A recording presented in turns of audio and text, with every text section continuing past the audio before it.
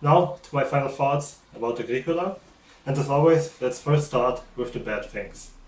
Well, the first thing that I don't really like about the game is when you play without drafting, the hand that you get really determines how you play, and when you have a random hand of cards that is not very consistent and you can't play it together, it just is luck element too much for me. The player with the best cards usually then wins the game. Another thing I don't really like is that the theme is quite dry. Basically, you're a farmer. Well, explain that to someone who doesn't play board games. Well, hey, you're playing as a farmer.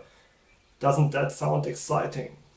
And I don't think anyone would say that sounds particularly exciting, but the gameplay is very solid in this game, despite the theme. Also, what some people may not like that much is that it is basically multiplayer solitaire. You're playing for your own, and the only interaction with the players is that, well, you can take actions away from them.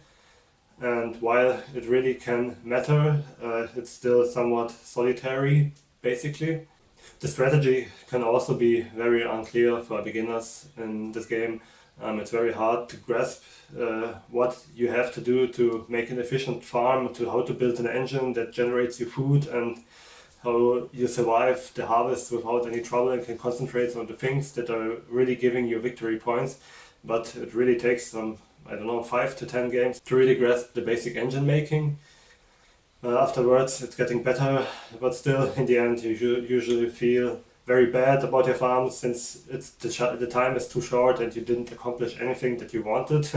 Basically, it often happens like that. And another thing I don't really like, but it's not the game's fault, basically, the players that suffer from analysis paralysis will really suffer big time in this game. If you don't play it often, you will have to really think about your turns, and it really can take long if you're prone to analysis paralysis, since there are so many different things to keep track of, basically. Now to the good things about the game, and the most important aspect to me is, well, is the game fun? And again, it's a very fun game. It's one of my favorite games. The replayability is so insanely high with this one, and the different strategies and that you can use in the game and how you win the game are very fun to learn, I think.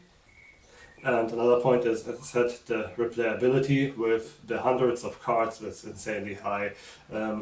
Every game you will play a little bit different, since you get another set of minor improvements and occupations. As well, the round cards are also different each round. Basically, the phase changes and you have to adapt to that. I also think the game stays clearly laid out through the entire game, and there is little confusion of what you can do, what you can't do, and it really helps you in that aspect very well. What I also like about this game is that it plays well from 1 to 5 players, so it really is fun to play with any player count. It really differs somewhat, so a 2-player game plays somewhat different than the 5-player game, since there are less actions available for you, since there are many more players that are also playing the field, and it's a little bit more difficult with that to really strategize long term. But it's still a very, very good game in any player count, in my opinion. Well, that would be basically everything from me. And I want to mention one thing. You can, if you want, play the game also on BoardGameGeek, and the link is, as always, in the description. You should really familiarize yourself with the rules somewhat before you play, because the adaptation is not very good.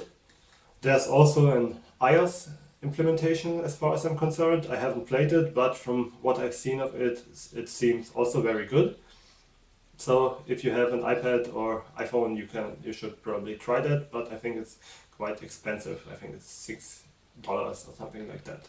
So, as always, thanks for watching, have fun playing, and goodbye.